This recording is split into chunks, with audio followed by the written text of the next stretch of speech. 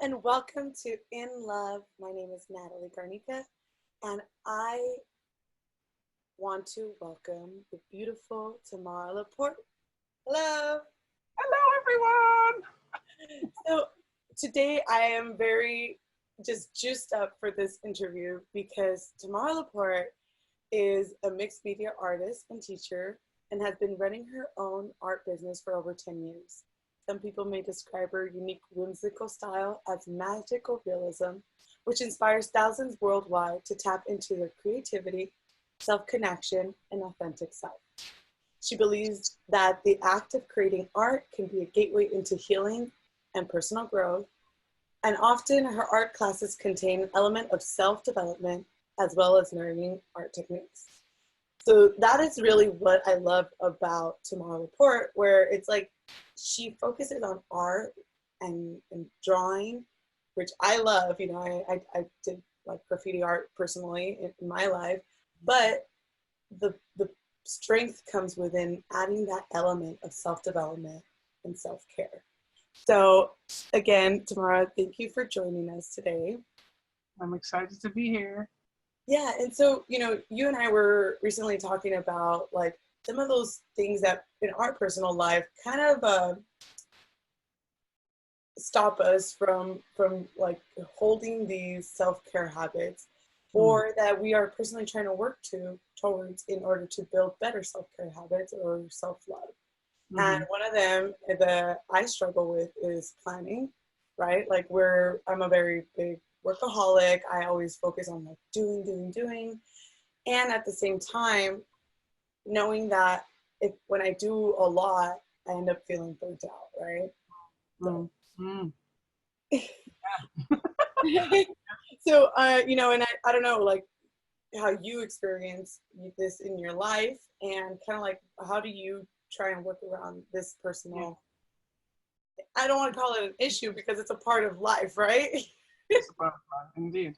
Yeah, so, you know, I guess I do think that people, and particularly creative people, I don't know how many people here are of the creative kind who are quite like spontaneous and impulsive, perhaps. It's like me. It's kind of like hard to say, what you need to do is plan your life, because we're like, you are restricting me. You're restricting my creative energy. I find personally, I think before when someone said to me, plan stuff, like properly, my husband, he's an HR, or he used to work in HR, and he was very good at planning, right?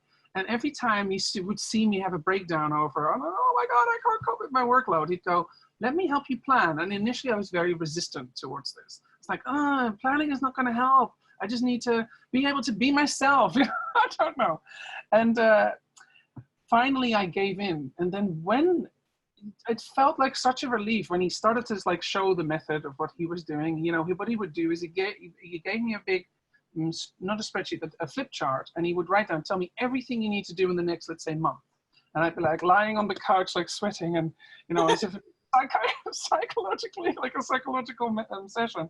And I'd be like, okay, well, it's this one and that one and the book and the project and the blah, blah, you know. So I'd list everything and he'd be writing it down. And then he would go, so then he would list it and he would say, how much do you think you roughly need for this particular activity? So I would break it down quite finely. So I would go, okay, for Lifebook, I have to do the images. And then, so I'd be very specific, not just I need to organize Lifebook, right? You go quite specific if you can. So I'd be like, I need to do the promotional images for this particular thing. And then I need to do the newsletter. And then I need to do like I'd be quite specific. I need to go, okay, how long do you think each of these tasks take? And then he would basically usually add on either an hour or two, because I know that I'd be under assuming how long it would take me. And so then he'd have like the entire board full of like, this is what you're going to need to do in the next month. And also he would put in, this is the key here when it comes to self-care. He would put in, now that's work. What else do you want to do in your life for the next month that isn't work? So I like to go on the treadmill every day for 40 minutes. I like to spend time with my kids for homeschooling. I want to hang out, you know, like all the bits that you definitely want to do. So he would then say, how long does it take? What time, when do you know, and if you had a doctor's appointment or a dentist appointment, whatever, you put it all into, these are all the things that have to happen in a month. And then you would allocate it to the hours available. Now, again, sounds so boring, but once you have your schedule, you can just like breathe, because all you do is you show up on the day, on the Monday, and you just look at your schedule and go, oh, okay, I have to now do 2 hours of images for Livebook, let's say. And then you do need to, of course, look at, okay, am I actually spending that time, or actually am I spending 4 hours on it, of course. If that happens, you adjust your schedule. Now, this works really well if life doesn't throw drama at you. a little side ball, and like, a little ball. Exactly. But okay, even though life still throws curveballs and all sorts, I find that doing some of this planning seriously makes a massive difference to my life, because I schedule in things for time, self-care, and for just lying on the couch, maybe, reading a book. I schedule it in, because what happens, I've talked about this on other summits. There's something called, oh God, it's not Maslow. Oh, I can't remember now. I talk about the prioritization matrix by Covey. That's it, Stephen Covey. You may be familiar with him. Basically, what happens is if you do not book something important in, you have to. It become event. So if you don't prioritize it, it won't happen, because what tends to happen is we will go into our day and go, right, work is the most, whatever is the thing that shouts the loudest is the thing that you will attend to if you don't plan it. So if your kid is having a breakdown or is sick and he needs to go to the doctor, that's the first thing you'll do. You'll figure out work later, in theory, right? And then if it's not your kid, then it's the emails or the project that's waiting. And what tends to happen is I used to go, I want to exercise, but I'll do it after everything else, the important things have been done. And then there was never any time left. So I was like, okay, this is not working, because it's never a priority. So the things that are important, and it's often the things that are important to you, like spending time with friends and family, exercise, health, having a new hobby, self-care and relaxation, are never a priority, because they are kind of abstract almost, or a bit like, oh, well, they'll be fine in the end. And what has to happen is that people prioritize them and go, right, I'm going to just book this one in. It's to me, it's funny, because we will be willing to put everything and everyone above ourselves. It's like, oh, I can handle myself. I can handle how I want to feel. I can handle whatever, the way I react afterwards, or, oh, it's okay, I didn't go to the gym today, I'll go tomorrow. It's always like I'm the one that's being pushed to the end of my own list. Yes. And at the same time, like, really being clear that if I want to continue to be pushing forward with my work, with my family, with all these things, I do need to put myself as a priority as well. Yeah, and I always say that putting you as a priority, because that's the other thing. You get this, particularly women are told that's a selfish thing to do, right? So they walk around with the guilt around that, like, I shouldn't prioritize themselves. And though this shouldn't be the only reason why one does it, by the way, I always think, look, when you look after yourself, you actually look after your children and your husband and your family and your friends, because you will be a better person for it and you will last longer. Like, I often think, oh, I'm working too much and I'm not sleeping well. This is going to have a long-term impact on my health. So I might live less, like 10 years less, if I don't look after my health. It's not a selfish thing. And even if it were selfish, you have the right to look after yourself, But I always think to myself, because it's really hard for people to go, I would like to look after me, please. Can I please just have an hour to do some art? It seems to be a really hard thing for people, right? And so if it seems hard to you, just consider that you having your cortisol levels lowered, which is what happens when you do a piece of art, means that you're working on your health, your mood, and your kind of like, your body will all become. And then when you see your kids next, you won't shout at them, let's say, right? Well, because if you're high on stress constantly, you'll be much more snappy against your, towards your kid as well. So I see it only as beneficial to everyone involved. Obviously, if your child needs food and it's super hungry and you're like, I am doing art now. I don't care. I don't care. Eat scraps from the bin. No, of course, no. But like reasonable, without neglect of, you know, dependence in that sense. And I suppose it requires like an sort of an organizational, if you have a husband or a partner or whatever, to kind of figure out a way that this can all work for everyone. So I want my husband to go play golf. I don't want him to think that all he has to do is support me. I want him to have his time and enjoy life so that we all are getting our needs met, you know?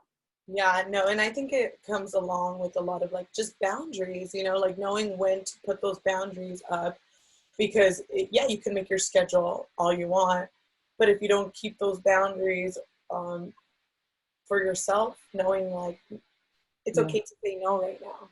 Like if someone's gonna reach out to you, like again, yes, there are some things that will come your way and will be willing to move your schedule around, but it's like if again everything comes at your way and you say yes to everything, it's just the other part too. depleted and it's not going to work. And also I think people are nowadays, I don't know how it is for you, but I find that people are quite understanding. So I will do my, because it's not like you're being horrible. You're actually saying, I would love to be part of your project so much, and it sounds amazing if you say it like that, obviously.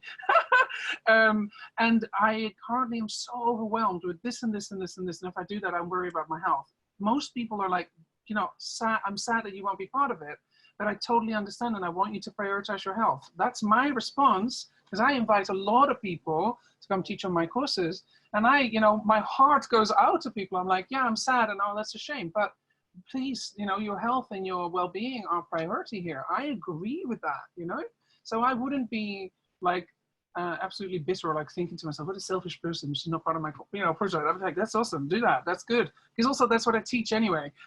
So maybe I'm a little bit more like, yeah, but I feel like more and more people seem very encouraging of that and understanding, generally speaking.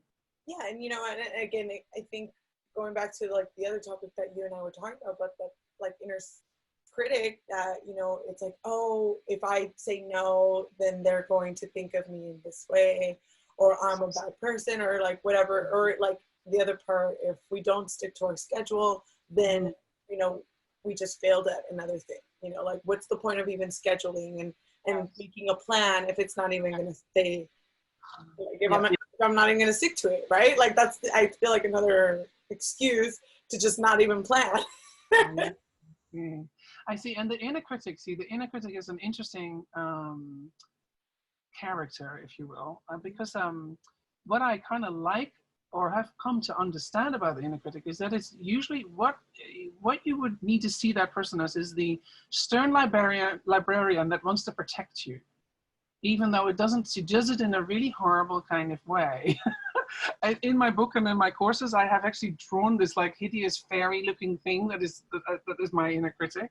But basically, you know, having looked at the inner critic for many years, like what the inner critic does, it tries to prevent you from having pain. So usually in this case, when you're describing this thing of, oh, if I say no to that person, they won't like, or I don't know, they might be pissed off with me and stuff.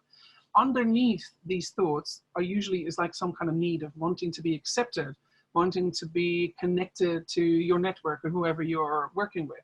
You know, so these needs here, I don't know if you've ever heard of nonviolent communication, NVC. I'm using the term need in as borrowed from MVC. So these are these sort of deeper values and are almost like our life forces according to this method. And so the inner critic is like this type of kind of character that wants to protect you from being hurt. And by knowing that, I always think, oh, okay, it makes me breathe a little bit easier because he's like quite nasty, but trying really to protect me. And so then I am able to sort of a dialogue almost with it, this inner voice, by going, okay, hey, I hear you. You want us to you know, to be safe and okay and be accepted by these people. And then I can have more dialogue. And then I tend to say, look, you maybe sit in the back of the car and I'll keep driving, you know. Anyway, I've done quite a lot of exercise, but the inner critic is like a fascinating character because the intention, as horrible as it sounds, you know, how the inner voice sounds, the intention is usually to protect like a small, vulnerable part of you. That doesn't obviously justify the negative wording, but I like to befriend it almost and gently tease and understand what are the deeper needs here? What am I so worried about? So you kind of go dig deeper under the words of the inner critic. I think in order to be more gentle with ourselves, it's really important to understand what is happening really deep inside, Yes, right? absolutely. So, and yeah, it can, I know how critical I can be with myself, Mm, and whether it's like I'm not good enough or I'm not doing enough, mm, or there I go again, like I did too much. Like that's the other part too. Sometimes I'm like, oh, maybe I shouldn't have said that. Like maybe I did too much now. And then knowing really like what is that conversation that I can have with myself, yeah, yeah, just like it's okay. It's okay. yeah. Because if I just allow those other voices to just take over and say, yes, you're a failure, you did it again, like there you go, like Yeah, it's only going to hold me back from being able to move forward and just yeah, again, yeah. it doesn't feel good. Like it No, just doesn't feel good. exactly. What you want is to have like this really lovely, compassionate response to whatever the pain is underneath it. Is there's just a fear or a pain? Like it sounds in this your case the way like the I'm not good enoughs are all usually about acceptance and belonging. Usually, and if you can be with yourself and sort of wow, what I'm really wanting here is belonging. I want to belong and I want to be accepted. And this voice of "Ah, you're a terrible person," like can just fade, because you can compassionately be with what is actually deeply underneath that. And so yeah, that's and it's beautiful work regardless, like you can, because you start to empathize and compassionately respond to your own sort of horrible thoughts, but the thought is usually just a surface level outcome of a deeper process. So yeah, it's a really beautiful. I'll try and find my PDF and include the process. Yeah. I Ah. love that. I love it. And you just kind of also reminded me of like again, kind of like back with the planning part of like time and like when people start getting stressed, or at least for myself, when I don't put these boundaries, when I don't create a plan and I start getting overwhelmed, I become like you said, snappy. I become really snappy. And then again, that inner critic comes in because I'm like, oh, you just snapped at your family. You just snapped at your friends. Like, is this the type of person you want to be? And so by planning and being more conscious of like, where is this like attitude coming from? And realizing it even before I start getting snappy, I think Mm. has really shifted a lot for me personally. And I think it's super important to just like allow myself to get like, just be like, you know what? I'm feeling overwhelmed. I'm starting to feel snappy. Let me take some time off right now Totally. before I get to a point where it's like, Totally. And the naming of it is really great. And that connection we were talking before the course, the interview started, this self-connection really becoming that cultivating the self-awareness, because some people just go, I don't know what's happening, but I'm just annoyed. Right. And it's understandable because we're not taught in school or in families how to actually be like, wow, this is what's happening for me. So that self-connection and cultivating the noticing of your bodily sensations like emotions and feelings and tingling or whatever, or explosive feeling, all of it. It's really helpful to kind of become, and then giving empathy. I use the term self-empathy a lot as well, and bringing a self-empathy process to that, and just do miracle wonders. Like is a miracle worker, the self-empathy process as well. I think that's what I actually use when I work with the inner critic. But yeah, exactly what you're saying, the planning ahead, but also in the moment of not, even if you notice, oh, I am getting snappy, to come to that connection of what is actually happening for me. Hold on a sec, let me pause, like you say, and then bring that lovely, like warm, compassionate response to yourself, like you might do to a tiny little 3-year-old. When you see a 3-year-old is having a tantrum, you wouldn't go, oh, well, some people do, but most people now are like, oh, hey, what's happening? Like they're kind and, are you okay? Or, and do you need a break? Because it's too much for you. Like this kind of really gentle holding of yourself is so helpful in this entire process. so in order to help us with this kind of before we get to that point of overwhelm, and just to help us really be connected with ourselves, I know Tamara, you're going to be leading us into a portrait, right? Like a mindful pausing practice in order to really connect with what's going on inside. And it's going to be a watercolor face painting, correct? Yeah, something similar to this. It's not this one, but something similar to this. That one, or perhaps the other one. I have two that I've done recently. And what we'll do is we'll do a tiny bit of sort of self-connection. And what tends to happen for me is that these faces almost seem to be the ones that listen to me. So they're quite sort of intense. They have an intense gaze. They end up being sort of like as if they've been really listening.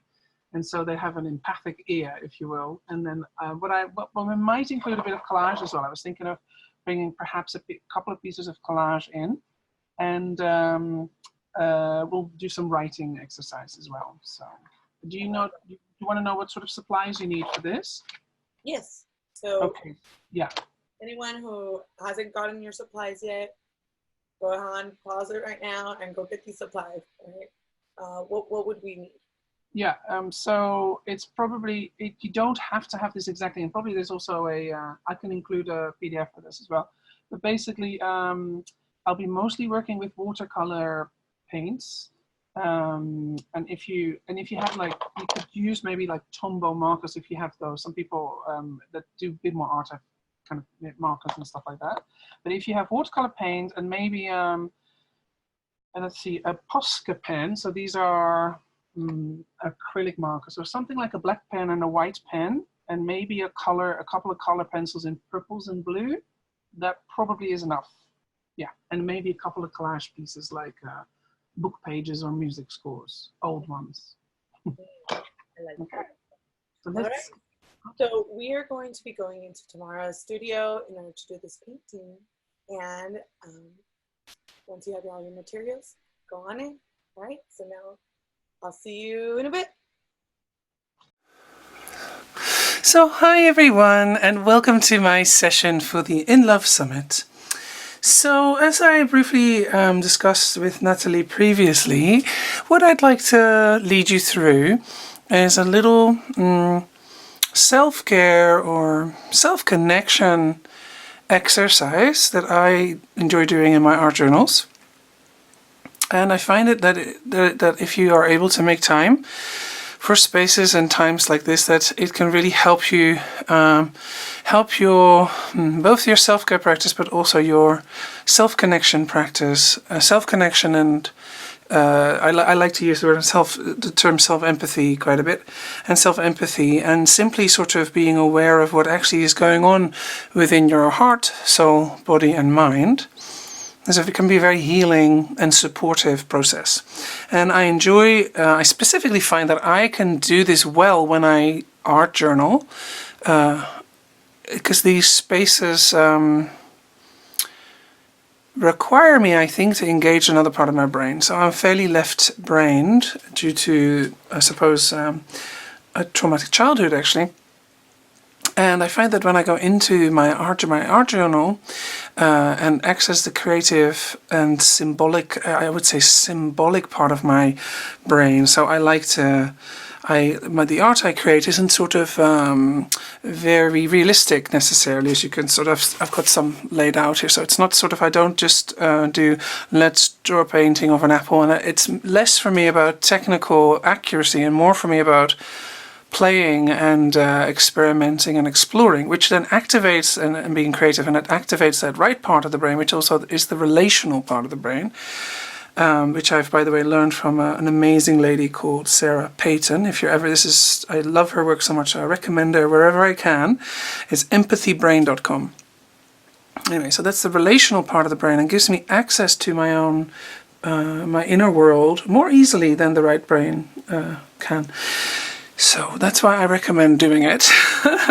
Or it's a way of doing it, right? There's many ways that we can all self-connect and get connected to our bodies and minds and souls and hearts and stuff.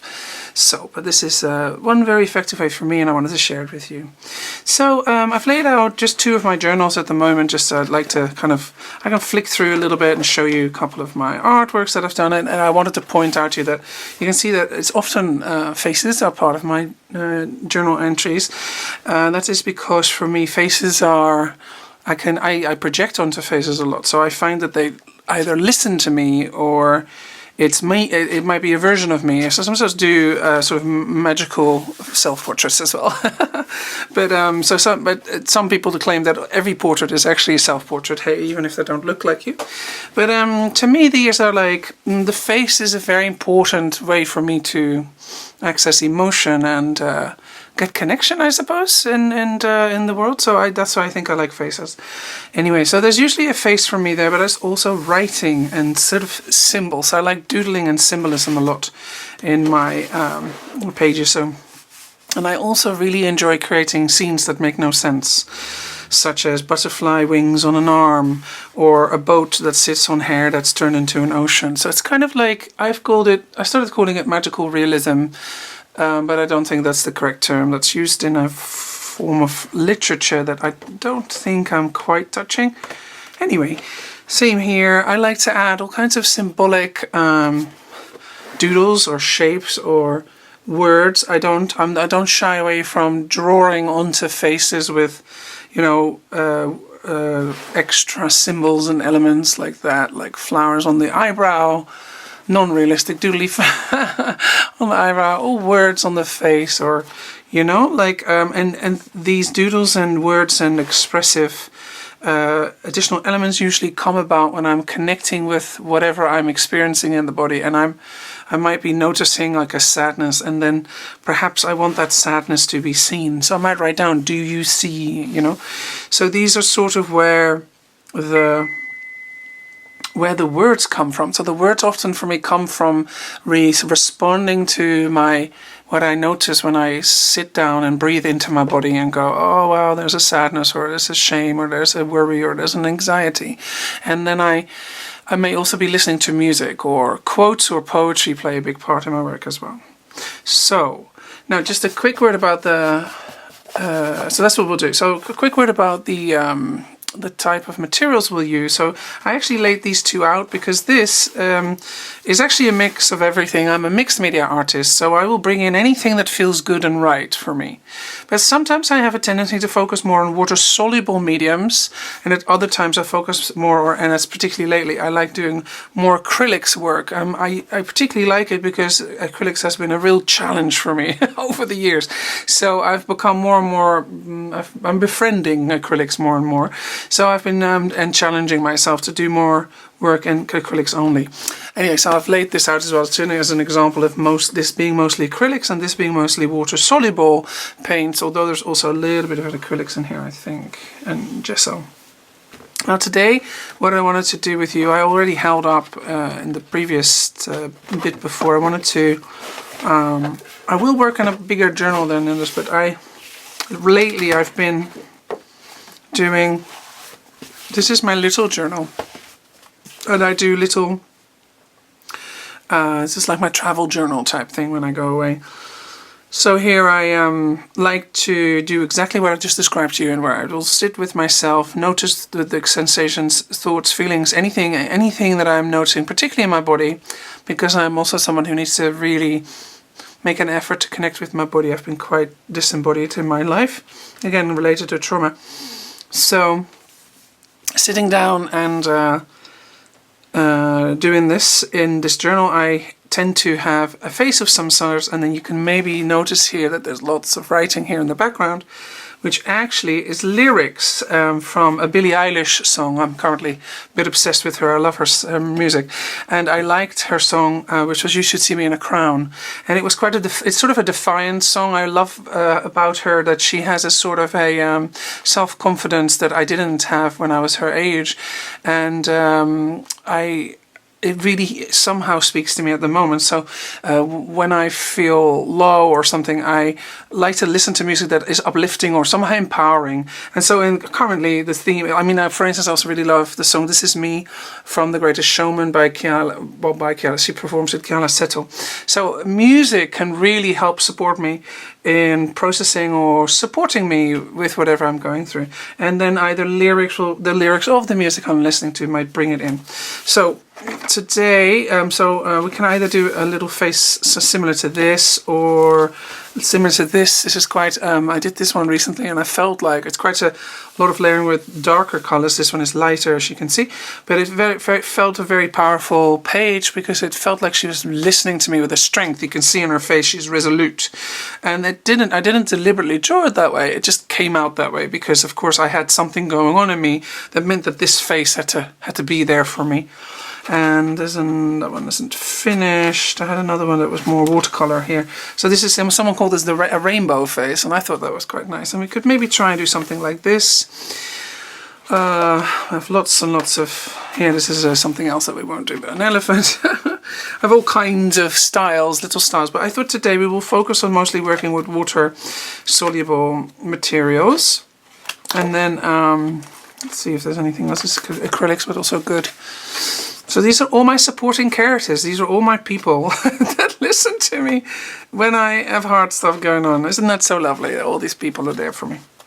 Anyway, so I was thinking of doing something similar-ish to this or to this, and there's a couple of sketches there. Or this, I really quite like this hairstyle for some reason. I've done it a couple of times now. So I thought maybe we could do something like that. Let's focus on something similar to this, but I will work in a larger journal. So I work on 140 pounds of hot pressed paper. You don't have to work in a journal. If you have just loose sheets or a watercolor pad, that works as well. You don't need to use hot pressed either. You can work on cold pressed, which is the grainier type of paper, if you prefer.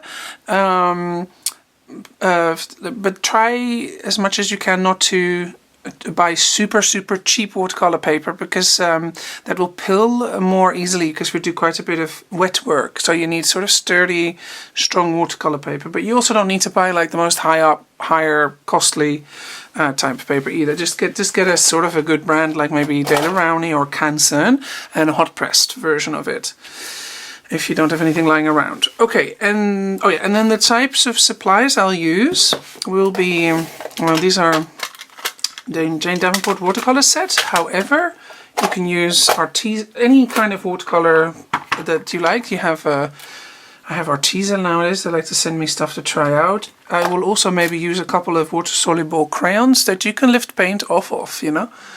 But I love, I absolutely love my Jane Davenport watercolor sets. They're very nice. And then again, Arteza is also very good. And you have, who's it? Daniel Smith, sorry. Daniel Smith. There's all sorts of good watercolor sets out there. And you won't need a lot of colors either. This is actually quite a straightforward sort of, almost, you can do this type of work with quite a few limited supplies. You can of course use as many supplies as you like, but you don't have to. And I'm going on holiday next week to France, and then what I do is I tend to take a small amount of art supplies with me, so I have a travel kit, and it's really fun to work in a limited supplies. The other thing I sometimes include are Tombow markers. I love Tombow markers. They're ink based rather than pink, like they're not like water. They're different texture, if you will. And or what else can we use? Well, oh yeah, I will definitely use a white and a black Posca pen of some sorts. Okay, I use the Posca pens, but if you have a white or black pen, gel pen or something, that can work as well. And then I do use a and I use a graphite pencil for sketching, plus sometimes I use some color pencils as well. They are not water soluble, like Prismacolors, like these types. Ooh. Oh, this is Faber-Castell. Sorry, Faber-Castell. I'm the moment I see a sort of a Germanish word, I go back to my Dutch roots. Faber-Castell, okay. Or French, if it's a French word. So Prismacolor. So anyway, you don't. Again, it's not essential that you have all this to be able to do this. Just watercolors and a pen and a pencil will be sufficient, I think. All right. Now I will need to time lapse this section because there isn't as much time for my entire process in step by step, but I will put subtitles under to show you what I'm using, or if I'm changing any supplies or anything. So, and I will also start with the tiny sort of grounding, little grounding meditation type thing for maybe 2 or 3 minutes only, not very long. Okay, so I think that's all I need to say before starting. So I hope you enjoy my session here today. If you want to learn more about me, I'm Tamara Laporte and I'm on www.willowing.org. Love to see you there. I'd also like to meet people on Instagram. It's my favorite social media place and I like to do stories and all that. So if you'd like to join me there, I'm Willowing on Instagram. All right, so let's get started. Okay, so before we begin on the art activity, I'd like to encourage you to just sit still for a moment, close your eyes, and take a couple of really deep breaths and try to ground yourself into this moment here.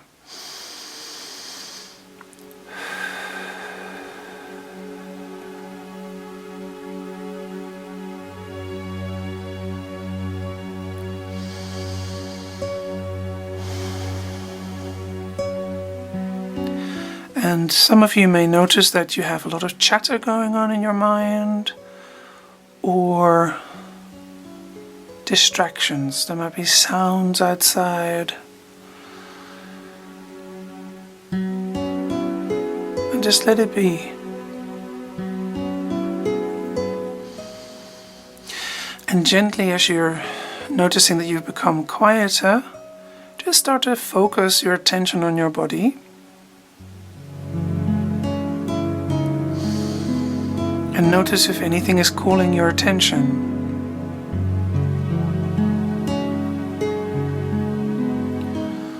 So you may notice some emotions like anxiety or sadness. And as you do, if you notice any of these emotions, just try to gently say hello and acknowledge that you notice the emotion.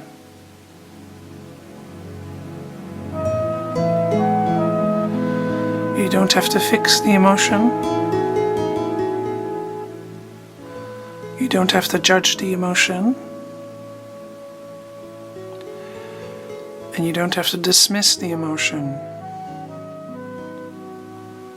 The emotion just needs to be seen and heard for a little moment.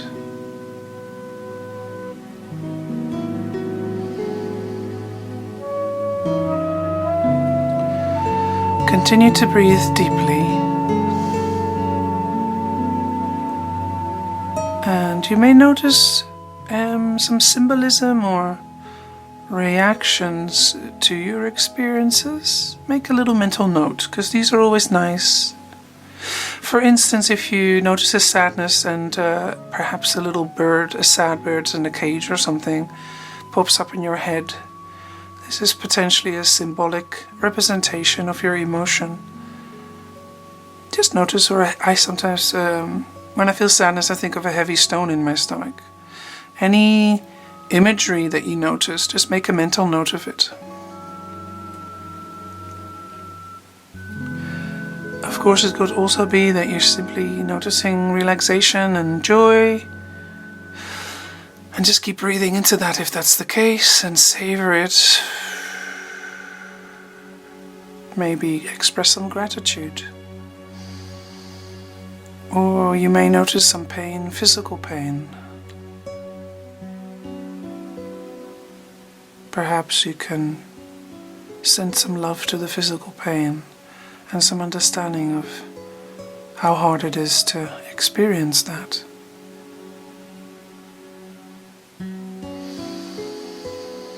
So I will now be quiet for about a minute or two, and I'd like you to continue scanning your body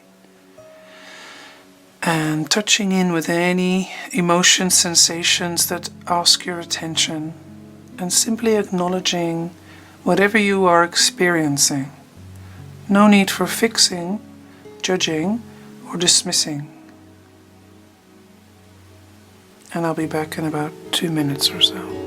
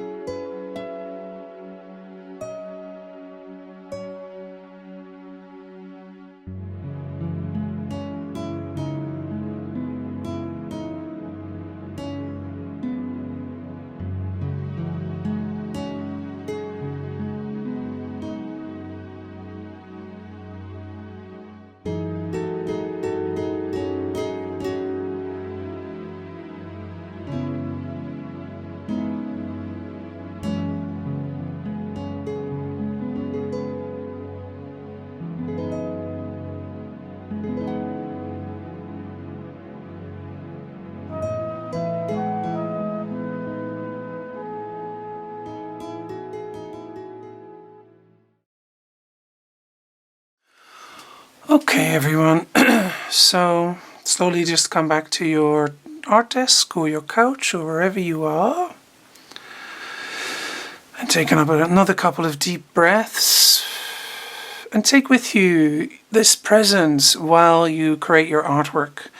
And notice as you create your artwork, if any feelings emerge and how you, if you want to express them, perhaps through the expression of the person's face or some words or colors, yeah, just bring with you this presence and self-connection and try to create from that space. Engage with the page and the art supplies while also engaging with your inner world, and then let it be a sort of a dialogue, a back and forth thing between you and your art creation if you can.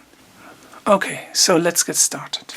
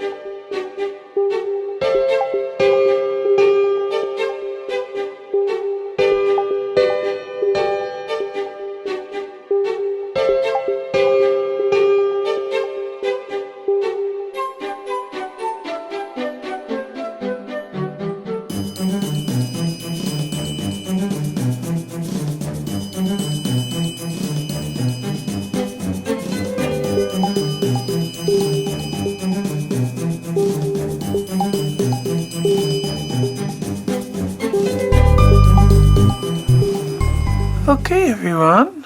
So, I'm pretty much finished with this little journal spread. It's sort of a spread. It's not entirely a spread. I haven't really touched this side much.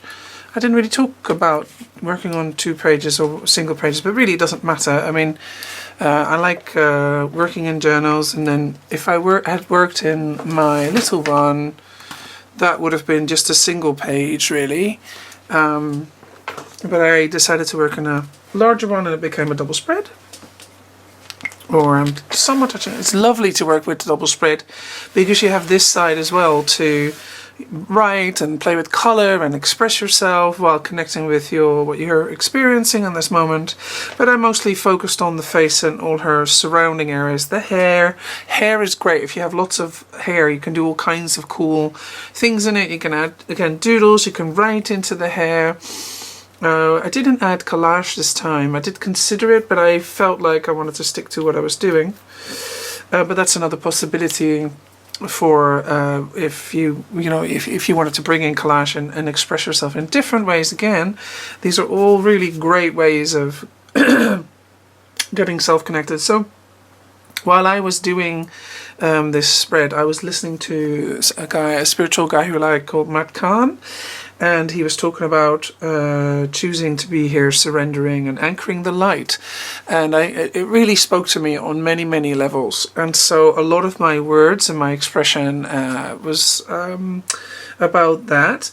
But the final thing was that I was talking about, and I actually started crying listening to what he was saying. So I was really deeply self-connected in a positive sort of way, because I kind of felt really seen, or I felt like I was hearing a particular message that I needed to hear for a while. So the word seen came up.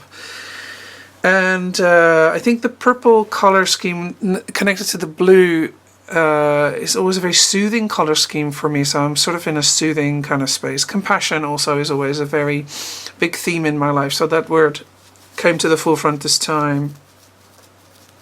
So I mean, I could do all sorts still. I might want to add a couple more doodles here and there. I absolutely love decorating faces in the way that I do, with little squiggles and all sorts, or little houses or flowers. That's these tend to be symbols I use a lot. But I'm pretty much finished with this. I really enjoyed creating her, actually. See, she's inspired by this girl, but it's almost like she's her older sister. Can you see? She's a little bit more mature. And this girl seems younger and a little bit more innocent. And she's lived through some stuff. So, I don't know. I always like, actually, sometimes I recommend recreating the same face like 4 or 5, 6 times-ish, a similar face, and see, because it's very fascinating though you try to recreate a similar face, they always come out still differently, or has a different kind of message or something, or a different emotion, different feel. All right, everyone. So I hope this was interesting and enjoyable for you to watch. And I look forward to seeing any of your art. Please do tag me on Facebook or Instagram if you are posting anything in response to this session with me. I really love seeing what you will do. And again, if you enjoyed my session here today, you can find me on www.willowing.org. I hope to see you on some of my classes or on social media, anywhere else on the interwebs. So do feel free to connect with me on Instagram, Facebook, and wherever else. Okay, well, much love, and thank you for having me here. And again, I can't wait to see what you do. All right, bye-bye. Welcome back, ladies. So I just love this process because I was just sharing with Tamara how I personally have not taken the time to do a painting in a while. And I know how beautiful and freeing it can be to just take that moment and listen in on what you want to feel inside and kind of just have fun with it, right? Like have no rules and not feel guilty for just taking some time to play. So thank you, Tamara, for this beautiful painting. You're welcome. And so for anyone that wants to know more about Tamara, I know that she does a similar experience in the sense of interviews. She does a course called Lifebook, and this year it's going to be her 9th year. So maybe you can tell the ladies a little bit of like what Lifebook looks like. Yeah. So Lifebook is a year-long mixed media art course with a personal development and well-being theme to it. And so we're running, 2020 will be the 9th year.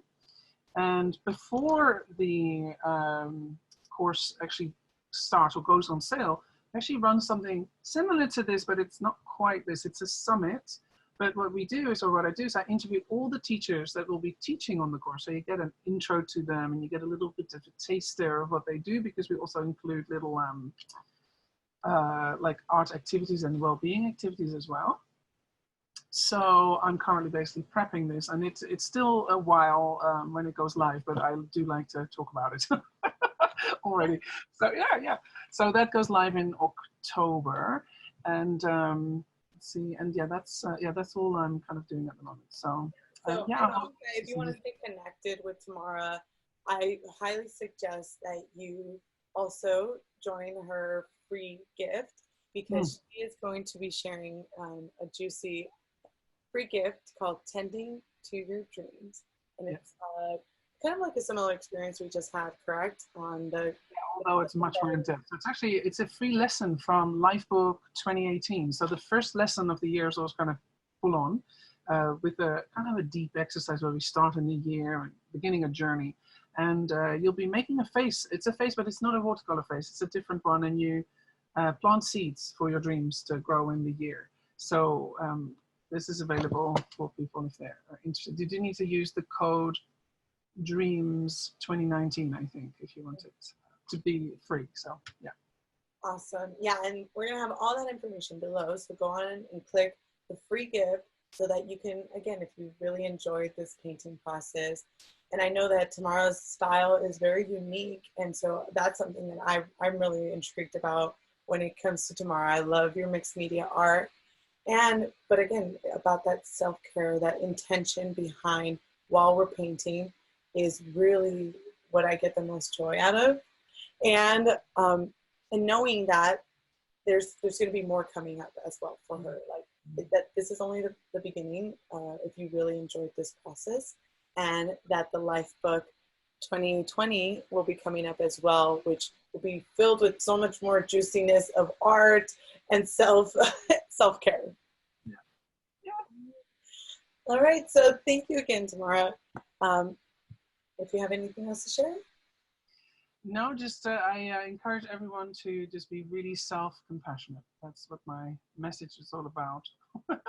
And that you're loved. I love that. All right, so until our next session, I hope you all have a lovely day.